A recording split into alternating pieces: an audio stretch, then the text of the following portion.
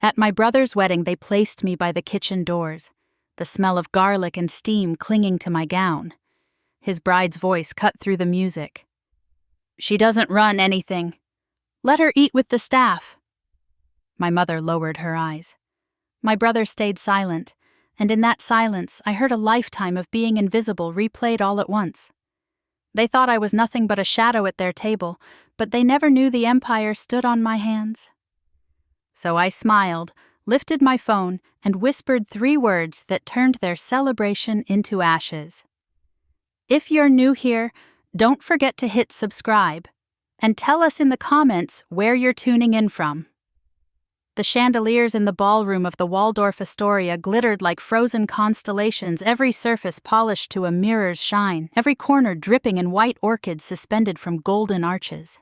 A string quartet played a soft Mozart piece near the front, the notes floating across the air, interrupted only by the flash of photographers capturing Madeline in her designer gown. I walked in alone, heels clicking against marble, telling myself I was here out of respect for my brother, out of duty maybe. My palms were dry, my breath steady, but my stomach tightened. The moment familiar eyes glanced my way, and then just as quickly slid past me as though I were a guest who had wandered into the wrong wedding. The hostess at the entrance gave me a smile too quick, too tight. She checked the chart once then, again her manicured finger trailing down a long list of names written in elegant calligraphy. "Parker... Evelyn," she murmured, frown barely concealed. She motioned with her pen. "Yes, here. Table 19. Just follow me." I followed. Past the chandeliers, past the rows of crystal glasses filled with champagne, past the laughter that seemed to grow louder the further we went. My heart told me what my eyes confirmed. She wasn't guiding me toward the front. She was steering me toward the swinging double doors that led into the kitchen. Table 19 was squeezed between a service station and the constant thud of those doors. The chair wobbled when I pulled it out. The tablecloth was creased silverware mismatched. From inside came the metallic clang of pans and the smell of lamb roasting with too much garlic. A busboy nearly bumped into me as he carried a tray stacked with dirty plates. I sat slowly smoothing my skirt, willing my hands not to betray the shake I felt in my chest. Around me, tuxedos shimmered under chandeliers, sequined gowns caught the light. Waiters poured champagne with silent precision. And here I was, placed where the staff took their breaks. It might have ended there, an insult dressed as oversight, if not for Madeline. She appeared like she always did, radiant, sculpted, rehearsed. Her arm looped around Richard's, her diamond earrings catching the light. She paused as they passed me, and I knew before she opened her mouth that she was going to make it sting. "She doesn't run anything," she said, voice smooth and calculated. "Let her eat with the staff." The words carried just enough to be overheard. A cousin at a nearby table smirked into his napkin. My aunt lowered her eyes. My mother Margaret fussed with the ribbon on her clutch as though she hadn't heard. Richard looked at me for half a second, then away, his jaw tight, his hand tightening on his glass of champagne. The sound around me blurred. Forks against porcelain, murmured laughter, a violin note slightly off. My chest burned with humiliation, but my face did not move. I would not give them the satisfaction. I felt the weight of every slight that had come before this one compressed into a single moment beside the kitchen doors. I placed my hands in my lap, folded neatly. My heart hammered, but my expression was ice. I met Madeline's eyes, her lips curved in triumph, and I smiled. Not a wide smile, not a grin, just the smallest, coldest curve of my lips. Enough to let her know she hadn't wounded me, only reminded me. I reached into my clutch and pulled out my phone. My thumb hovered for a beat before sliding across the glass. The screen lit up numbers ready at my fingertips. The orchestra swelled again, laughter echoed from the front of the room, and no one noticed me. But I knew, and I felt it in my bones. Something had already shifted. The memory comes back to me like the creak of the old oak floorboards in our house in Hartford, Connecticut. I was 8. Richard was 10. The kitchen smelled of pot roast and cornbread, the kind of dinner my mother Margaret always made on Sundays when our father was home early. I had spent the entire week preparing for the county spelling bee, standing in front of the bathroom mirror, whispering words no one else in my class could spell. When they handed me the gold trophy that morning, my heart had soared. I carried it home like a miracle, convinced tonight they would finally see me. At the dinner table, I placed the trophy by my plate. It gleamed under the light, my name engraved carefully on the brass plate. "I won," I said softly but proudly. "First place. The judge said I was the best they'd seen in years." My father glanced at it, nodding, but his eyes drifted back to Richard, who was fiddling with his fork. "Son, I saw your math test. You passed this time." He clapped Richard on the shoulder as though that C+ were a medal of honor. My mother beamed, pouring him another glass of milk. I looked at them, waiting for someone to say something about me, about the hours I had spent, the way the judges smiled. Silence. Richard grinned, soaking in the praise, and without missing a beat asked if he could have extra dessert. He got it. Another night, just a few weeks later, I came to dinner brimming with excitement about a science project. I had built a model of a solar system out of cardboard and paint the planets aligned on wires I bent myself. I started explaining orbital paths, how the Earth spun while circling the sun. My mother cut me off mid-sentence. "Richard, how did practice go? Did you make that basket today?" Her eyes shone with pride. Richard smirked and leaned back in his chair. "Coach says I'm getting better," he said. The table filled with laughter and nods. The conversation carried forward without me. I set my fork down, staring at my plate. I'd done everything right. Study, create, achieve. And still the spotlight never moved. It was welded to him. The pattern continued over and over. When Richard struggled with algebra, a tutor was hired within days. When I asked for help with advanced reading, my father waved it off. "You'll figure it out, Evelyn. You always do." For Richard, there were gifts. A new basketball, a weekend trip with Dad to see the Yankees. For me, there was the quiet expectation that I'd take care of myself. The imbalance etched itself into me like invisible ink. I learned not to speak too loudly because no one listened. I learned to hold my victories in my chest, where no one could dismiss them. I watched Richard shine under a light I could never step into, and I started memorizing everything. Their words, their silences, their patterns. If no one would hear me, I would listen to everything. One winter evening, snow piling up against the windows, I sat at the end of the table doodling equations in the margins of my homework. Richard burst into the kitchen, cheeks flushed from playing outside, his report card dangling in his hand. A solid B barely earned. My father laughed, pulled him into a hug. "That's my boy," he declared. He lifted Richard into the air, spinning him around while my mother clapped. I stared at the page in front of me, straight A's circled in red by my teacher with the word outstanding. I had tucked it in my folder, certain it would matter, but no one asked, no one noticed. I kept my head down and chewed the last bite of meatloaf.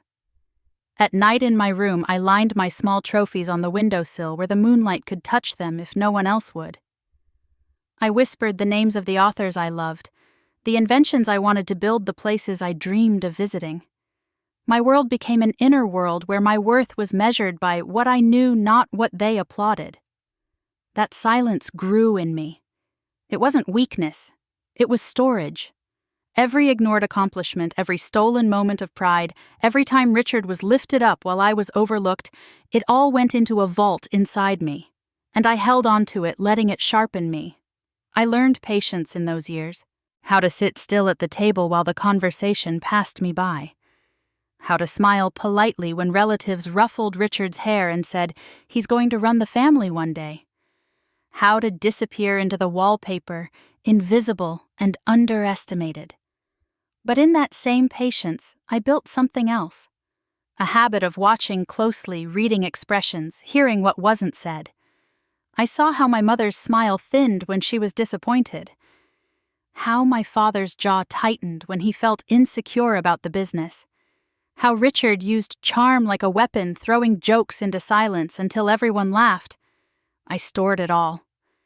By the time I was 12, I stopped expecting anyone at that table to turn toward me. I sat at the edge eating quietly, knowing that whatever recognition I craved, I would not find it under that roof. And one night, as I watched Richard hold court over a story he exaggerated about a basketball game, my parents hanging on every word, my aunts nodding in admiration, I felt it settle inside me like a stone in this family. I would never be seated at the main table. I would always be placed at the edge. That truth carved itself deep into me, and I accepted it not as surrender, but as clarity. If I wasn't meant to sit at their table one day, I would build a table of my own. The call came in the middle of the night in early 2015. My phone buzzed against the nightstand, dragging me out of a shallow sleep. Richard's name glowed on the screen. I almost let it ring out, but something in me, habit maybe, answered. "Evelyn?" His voice cracked, urgent and small. "I need you. The company's drowning. Payroll's due next week, we can't cover it.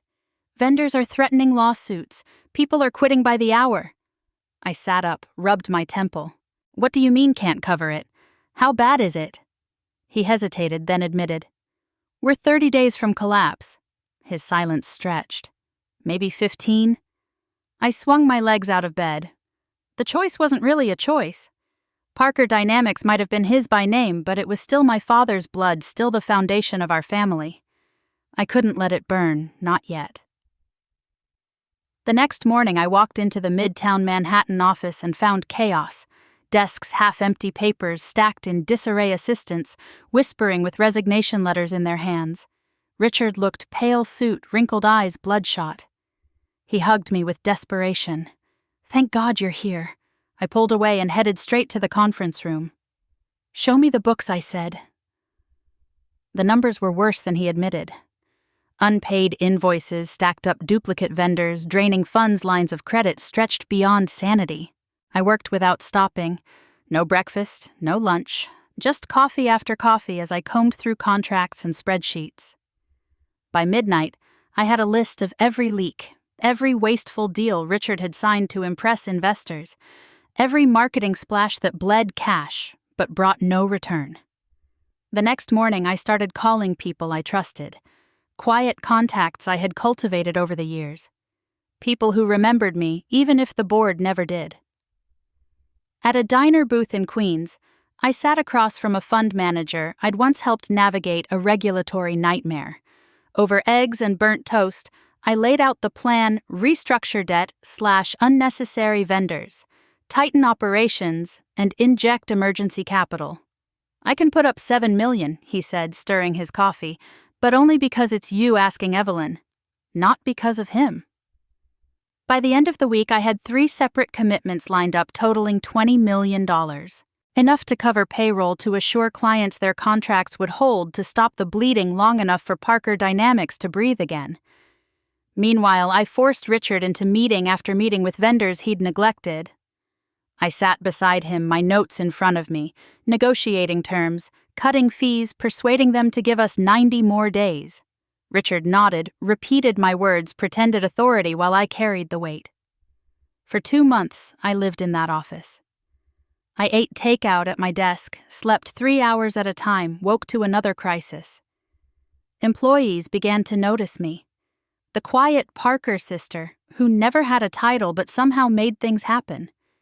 They whispered my name with cautious hope, as if I were the last rope keeping them from freefall.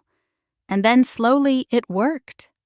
The numbers leveled, vendors got paid, clients stopped calling their lawyers. The bleeding slowed and then miraculously stopped. I should have felt relief. Instead, I felt hollow, because I knew what would come next. Sure enough, a month later, the Financial Times ran a cover story: Richard Parker, the young CEO who saved his father's legacy. His portrait dominated the page, chin lifted, arms crossed, Parker Dynamics' logo, glowing behind him like a halo.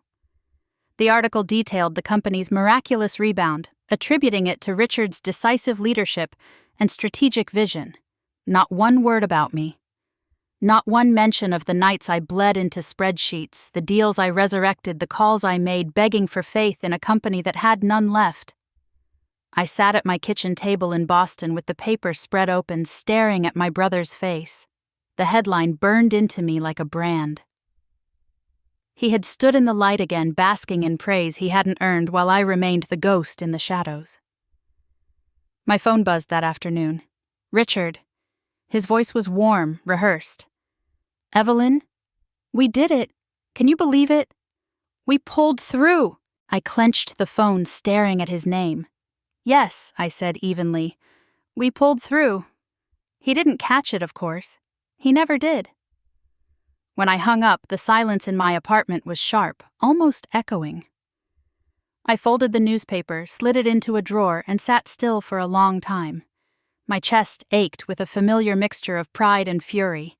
Pride because I had done the impossible. Fury because no one would ever know.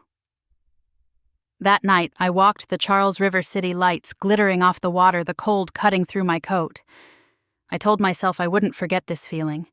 The weight of invisibility, the theft of recognition. I would carry it with me, not as a wound, but as a weapon. Because if they could erase me from my own labor from the company I had just saved, then I would make sure one day they could never erase me again. The church smelled of lilies and polished wood, the kind of scent that clung to black coats and lingered long after you left. It was February 2020, gray skies pressing down on Hartford, and the old stone chapel where my father's funeral was held echoed with the slow toll of the organ. Rows of white roses lined the aisle, each bloom perfect and cold. I walked behind Richard, our mother, at his side, and felt the eyes of family, friends, and board members press against my back. The ceremony blurred. The hymns, the eulogies, the whispered condolences. They passed over me like waves breaking on rock. My father's coffin sat at the front, draped in the Parker crest, and I kept my gaze fixed on it, not because I was grieving the man himself, but because I couldn't stand the sight of everyone else pretending.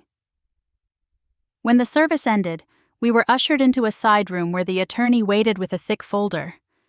The room was smaller, darker, the blinds half drawn against the winter light. Chairs scraped as people sat, murmurs hushed. My pulse thudded in my throat. I already knew what was coming, but knowing didn't dull the sting.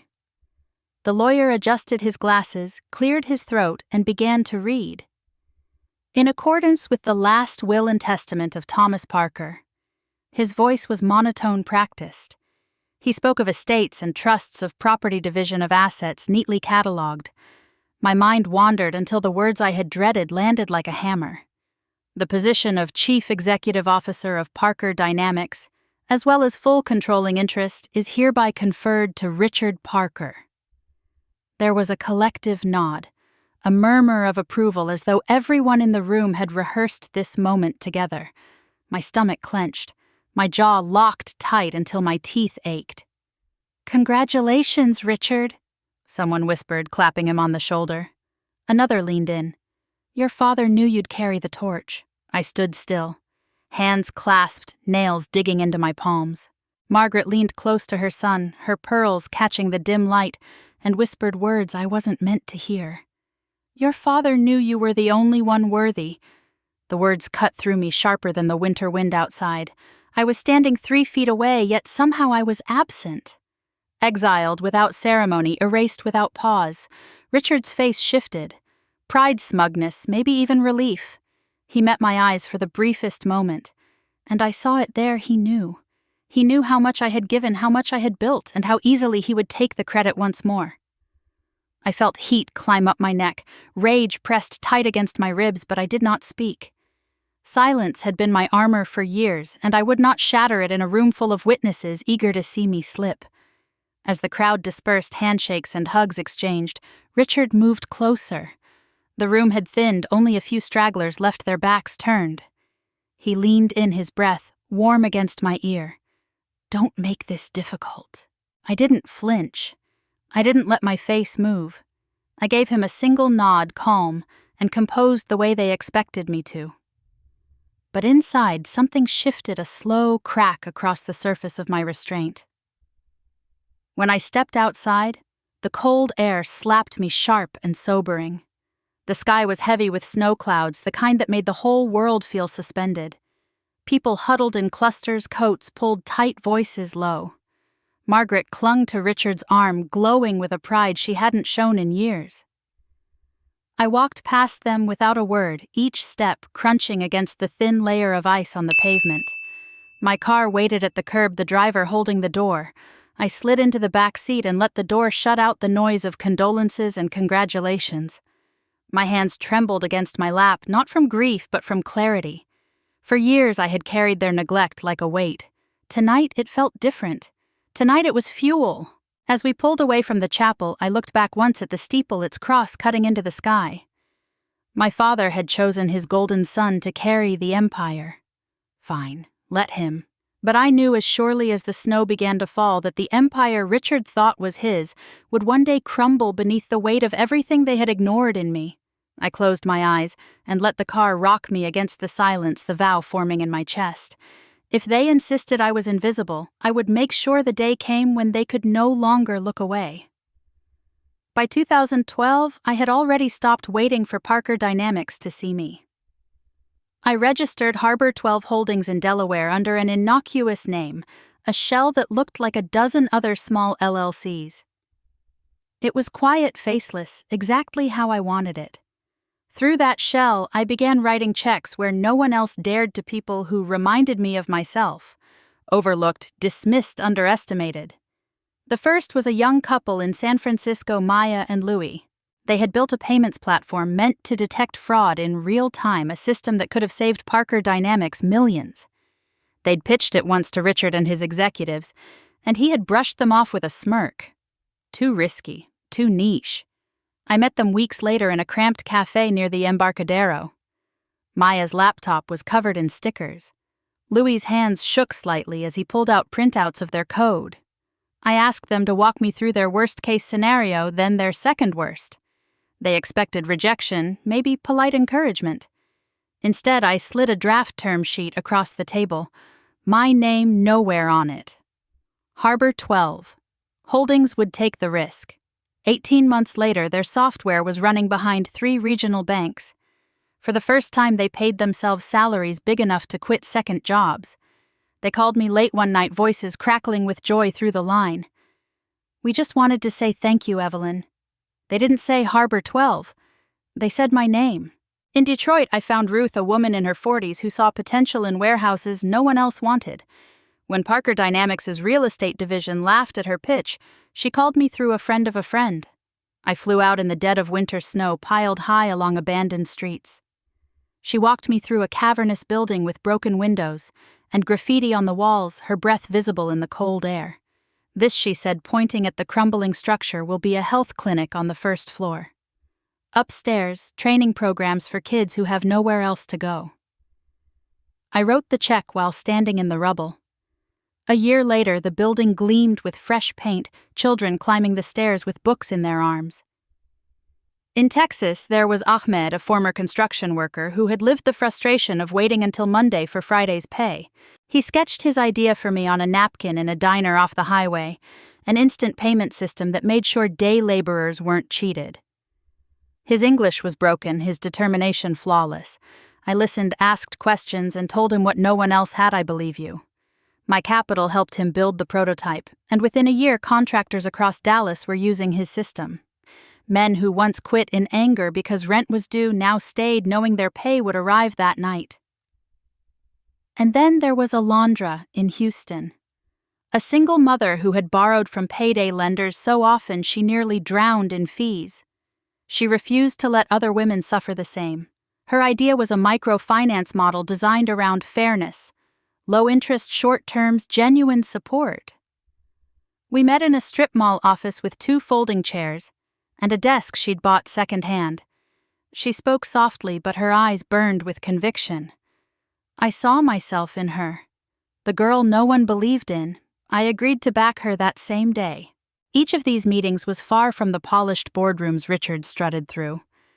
They were diners where the waitress kept refilling my coffee warehouses, where I wore boots because the floor was still dirt, cafes that smelled of burnt beans and desperation.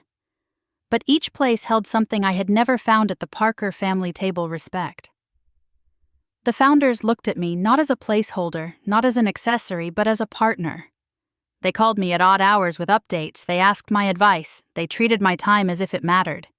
Every contract was signed under Harbor 12, but every thank you was spoken to me.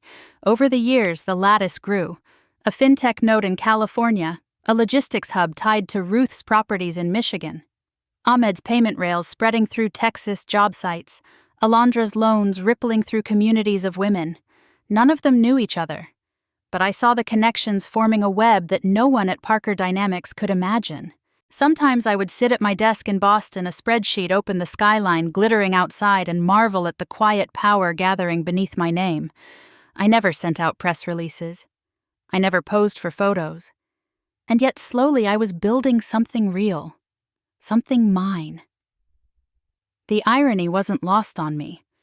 While Richard chased magazine covers and television spots, shaking hands with people who smiled only for cameras, I was meeting the kind of builders who never got invited to gala dinners. He thought visibility was power. I was learning that invisibility could be armor. One evening, years into this work, I stood in Ruth's refurbished warehouse during its opening ceremony. Children ran past me, their laughter echoing against the new walls. A doctor greeted families in the clinic downstairs. Ruth raised a glass of soda water, too shy for champagne, and whispered, "You gave us back this neighborhood." I didn't correct her, didn't say that all I had done was believe when no one else would. I just nodded, my chest tightening in a way that no Parker Dynamics success had ever made me feel. Driving back that night, city lights flashing past the car window, I realized something I hadn't allowed myself to admit. I wasn't just investing.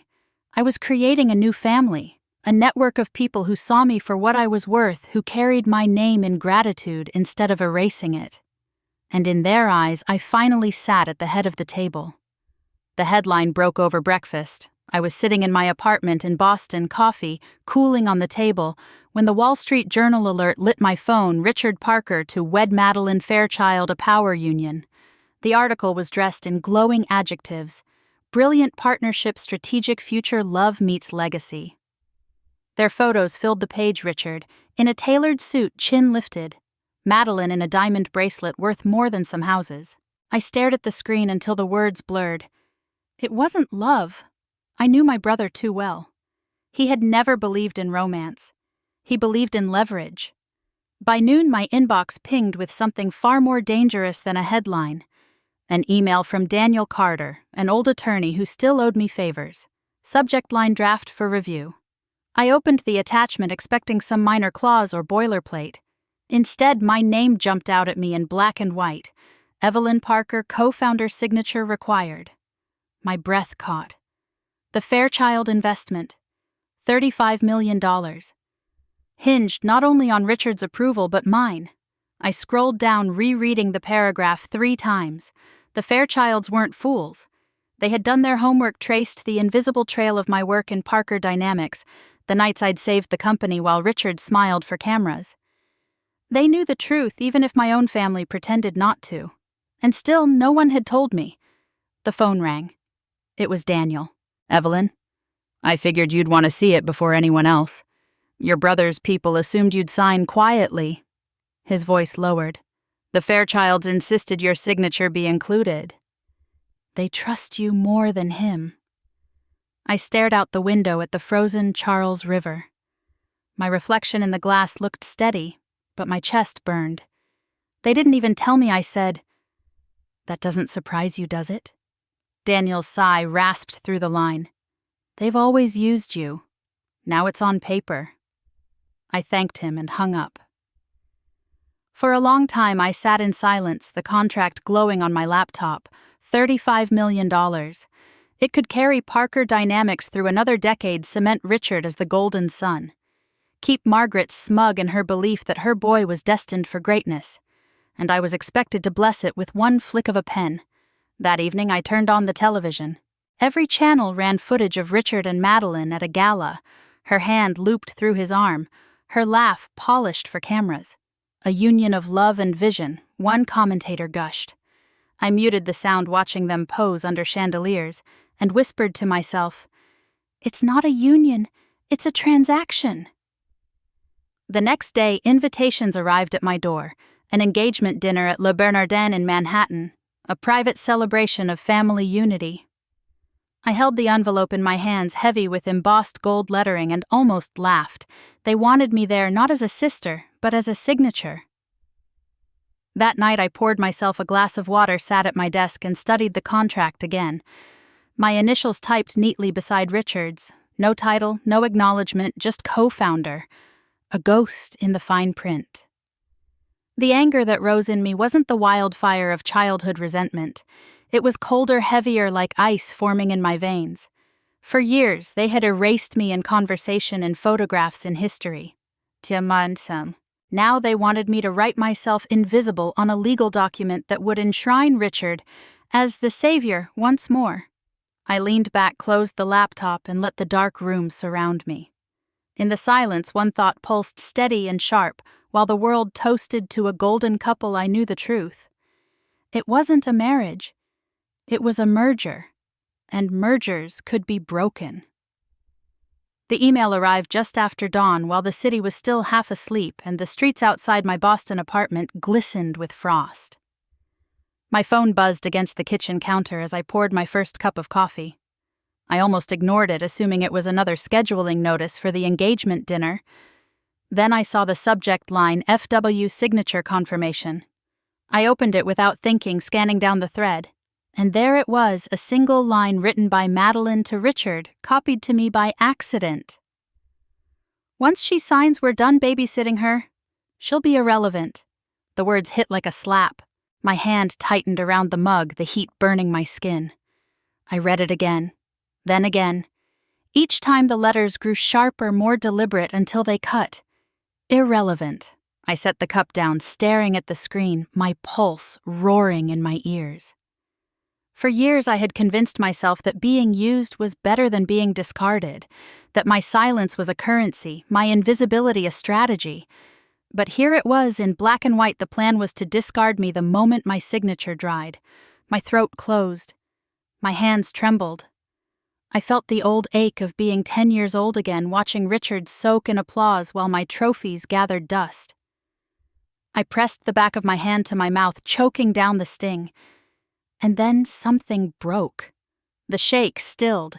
The heat cooled. A laugh slipped out. Low, bitter, and startlingly steady. Not because it was funny. Because it was familiar. They had always underestimated me.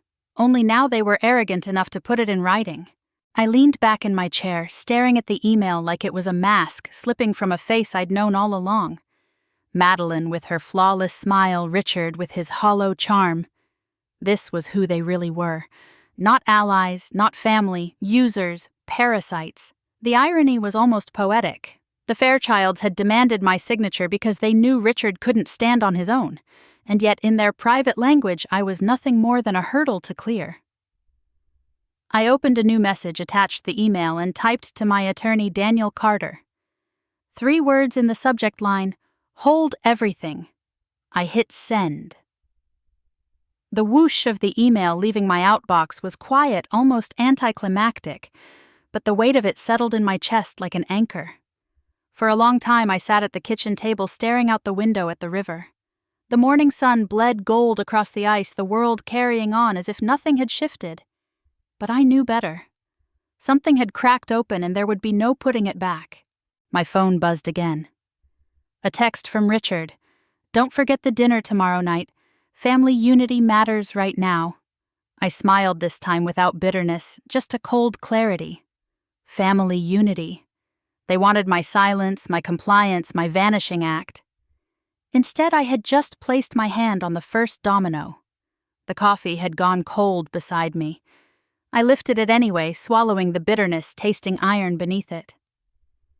Outside, a bus hissed to a stop, brakes squealing against the frozen street. The city was waking up, unaware that a line buried in an email had just redrawn the battlefield of our lives. And for the first time in years, I felt no fear about what would come next, only anticipation. The restaurant glowed with warm candlelight, the kind that made everything look softer than it was.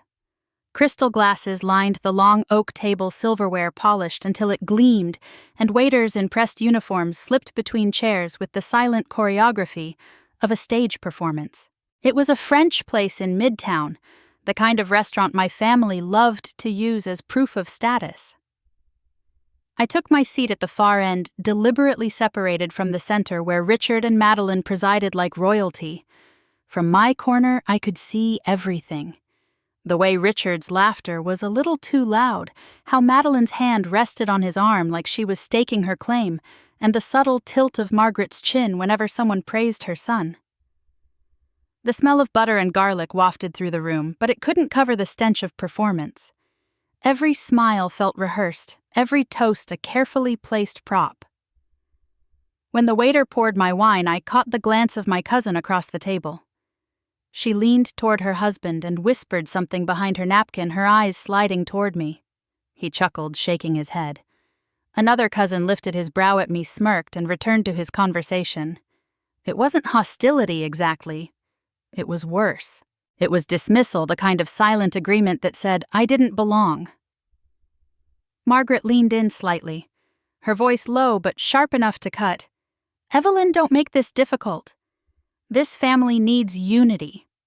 I set my fork down, looked at her pearls, catching the candlelight, and for a moment I saw the years of silence wrapped into a single sentence. Don't make this difficult. As if my existence was the problem, not their betrayal. Richard caught the exchange, and without missing a beat, he added, just sign and stay quiet. He said it like advice, like he was doing me a favor. His tone was smooth, but his eyes gleamed with warning. Madeline laughed lightly, a social sound that fit the room, but her gaze when it met mine was pure condescension.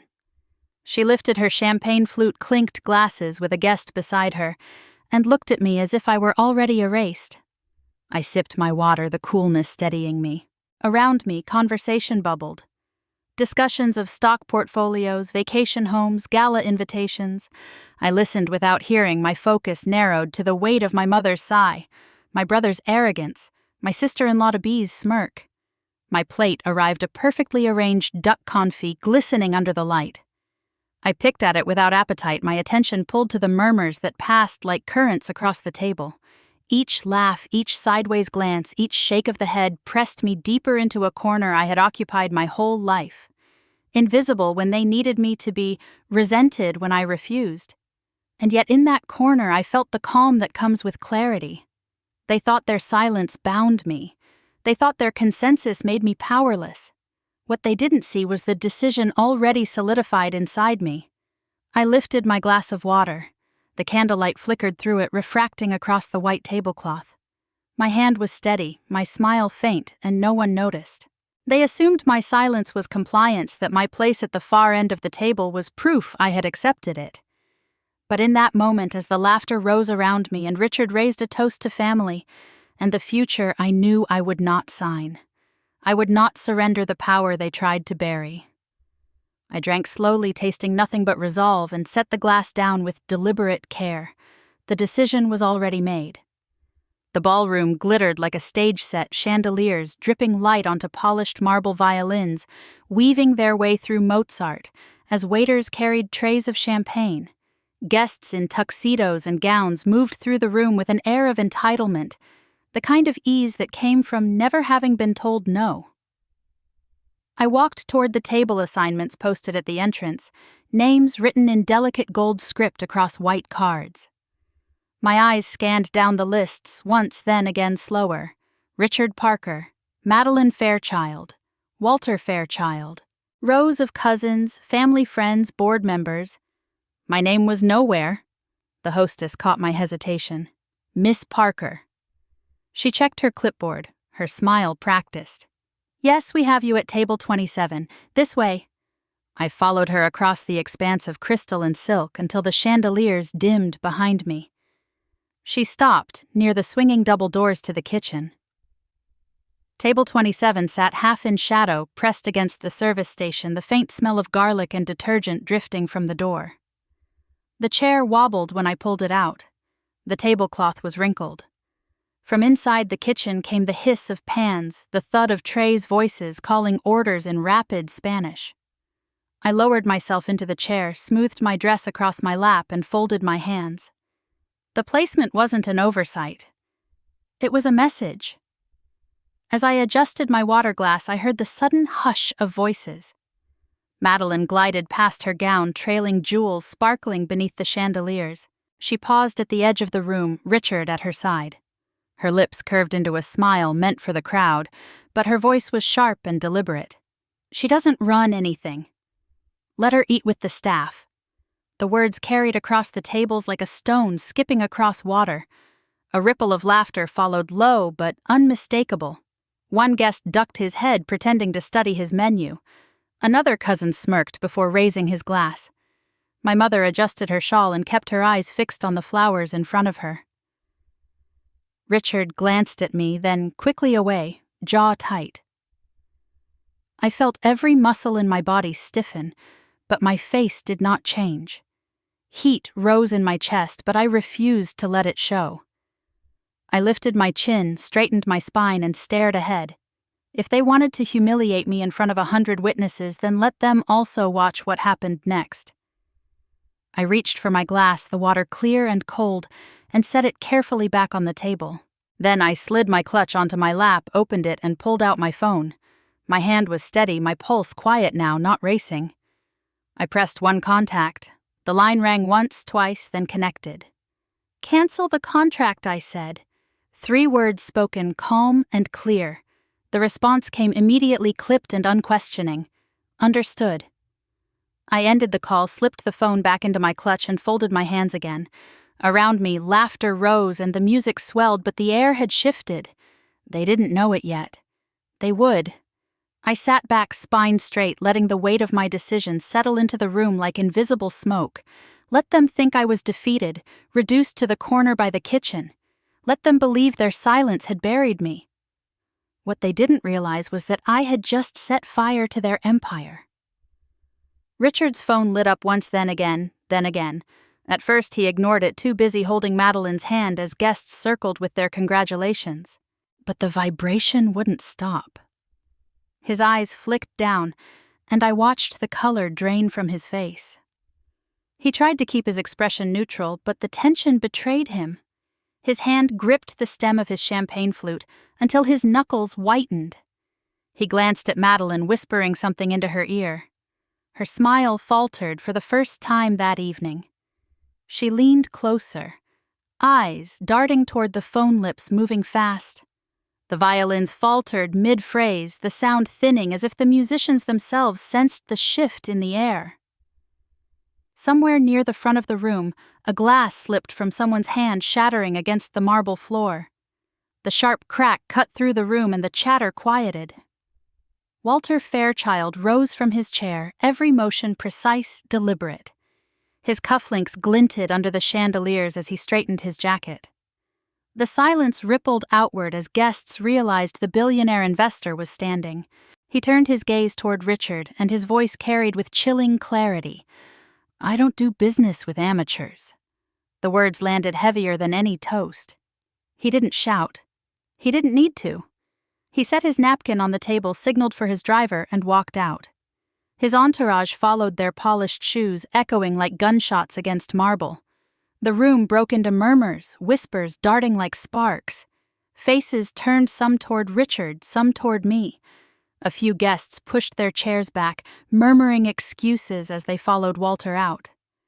The air thickened, the smell of fear sharper than the scent of lilies in the floral arrangements.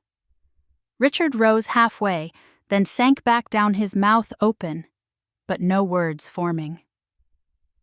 His phone buzzed again on the table screen, glowing with another incoming message. He silenced it with a violent jab of his finger.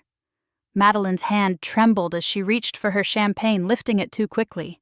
Liquid spilled down the stem, pooling on the white cloth. She forced a laugh, too high, too sharp.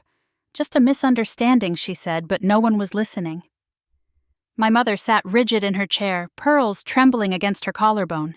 She looked at Richard as if pleading with him to fix what had already slipped beyond repair. My cousins whispered into their hands, their laughter gone, replaced with the thrill of scandal. The violins had stopped completely now, bows frozen above strings.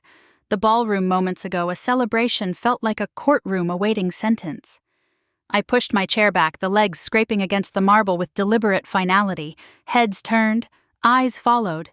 But no one spoke. I rose, smoothing my dress, and reached for my clutch.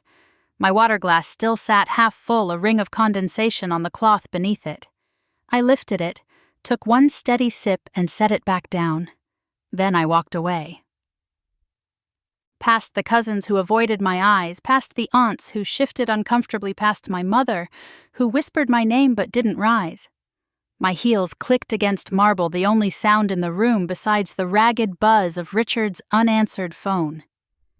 At the edge of the ballroom, I paused beneath the chandelier, its light fractured into 1,000 glittering pieces. I didn't look back. I didn't need to. Behind me, the empire they had built on arrogance and erasure was already collapsing piece by piece.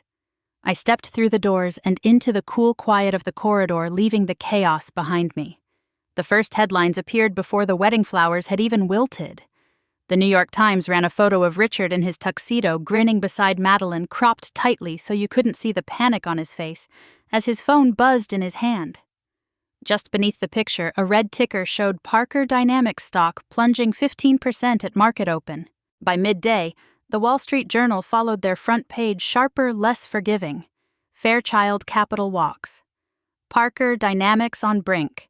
A still shot from the wedding circulated online, Walter Fairchild leaving the ballroom jaw set while Richard stood frozen in the background. The caption did the rest. By nightfall, the cable networks had picked it up. Anchors repeated the same words over and over: mismanagement, collapse, betrayal. They speculated about board fractures, about whether the company could survive. My phone lit up with messages I didn't answer. I sat in my office in Boston, the skyline glowing outside, and watched it unfold like a show I had seen rehearsed 1,000 times.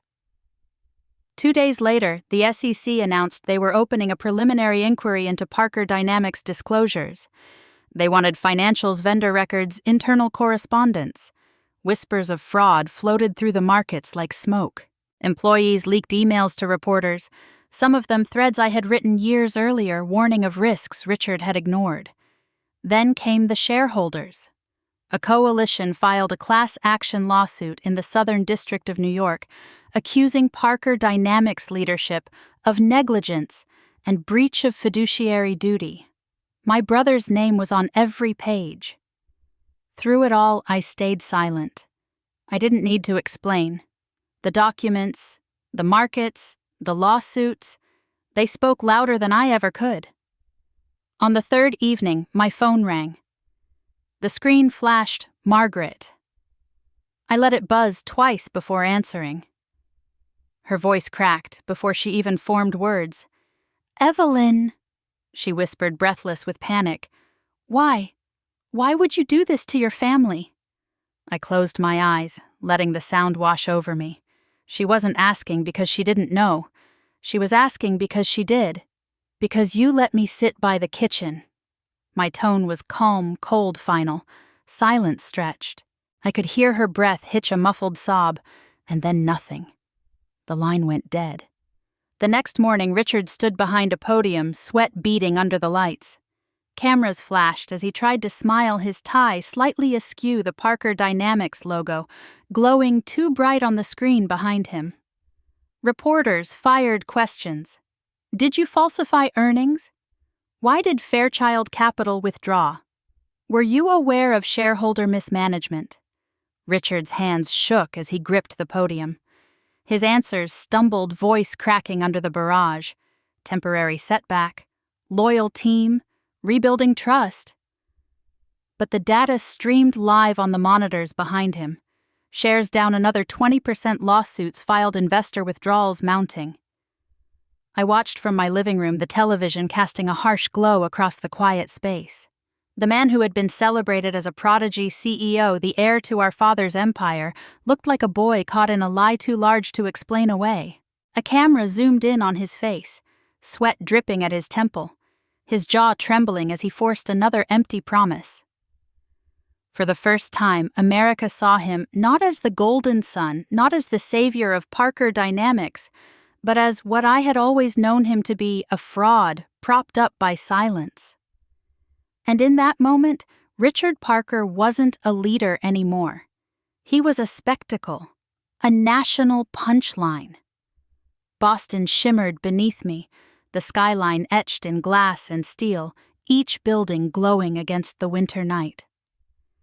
From the corner office of Olivia Group Tower, I stood at the window palms resting lightly on the cool pane, watching headlights streak along the Charles like threads of light. Far below in the courtyard of a luxury hotel, another wedding unfolded. Strings of fairy lights, tuxedos, champagne flutes raised in laughter. I let the image settle. Another ballroom, another table, another woman playing the part of perfection. And without meaning to, I felt the memory tug me back to that night in Manhattan. The wobbling chair by the kitchen doors, Madeline's voice slicing through the air. I had been humiliated, erased. But that seat had been the last gift they ever gave me. It reminded me who I really was. The door clicked softly behind me. Liam Torres, one of my youngest executives, stepped inside with a folder in his hands. His tie was loosened, his hair falling into his eyes after a long day. He hesitated when he saw me by the glass. "Sorry," he said. "Didn't mean to interrupt. You didn't—" I told him, turning slightly. He set the folder on the table, but he didn't leave. His gaze flicked toward the window down to the glittering wedding below. "Do you ever think about reconciling with them?" he asked carefully. His voice low, as if the walls themselves might carry my answer elsewhere. I smiled. Not sharp, not bitter this time, but calm. "I wasn't meant to sit in the kitchen," I said, meeting his eyes. "I was meant to own the building." His expression shifted, awe mingling with something like understanding. He nodded slowly, as if I had just handed him a lesson he would carry long after tonight. I crossed to the conference table where contracts lay stacked in neat rows. Deals with companies that once begged Parker Dynamics for attention now clamored to work with us. Ruth's renovated warehouse in Detroit had expanded into 3 more sites. Ahmed's payment rails were being tested by national contractors. Maya and Lewis had just signed a pilot with a major bank. Alondra's microfinance network had doubled in reach. My phone buzzed with updates, my email chimed with opportunities. Olivia Group was alive, its pulse strong, its future stretching farther than I could have imagined in those nights I spent hunched over Parker Dynamics' failing ledgers. And unlike Richard, unlike my father, I hadn't built it on silence and pretense. I built it on people who knew what it meant to be ignored and chose to rise anyway. I reached for a glass. Not champagne, not bourbon, just water. Cold, clear, simple. I lifted it slowly, watching the city lights refract through it, thinking of the contrast. While my family toasted with champagne blind to their own collapse, I drank water and built something that would outlast their illusions. The hum of the office carried around me. Phones rang. Printers' word voices murmured strategy down the hall. The energy was relentless, purposeful. It sounded nothing like the hush of Parker boardrooms, nothing like the hollow applause of wedding toasts. This was real. I raised the glass toward the window, toward the reflection of a woman who had once been invisible at her own family's table. I drank steady and sure, letting the coolness settle inside me. For the first time in years, I felt no bitterness, no hunger for recognition. Only clarity. Voiceover. If you've ever been dismissed, if you've ever been told you don't belong, remember this. Sometimes silence is your sharpest weapon, and sometimes 3 words are all it takes to bring an empire to its knees. Tell me, have you ever been underestimated? And what would you do if given your moment to rise? Share your story. I'll be here listening.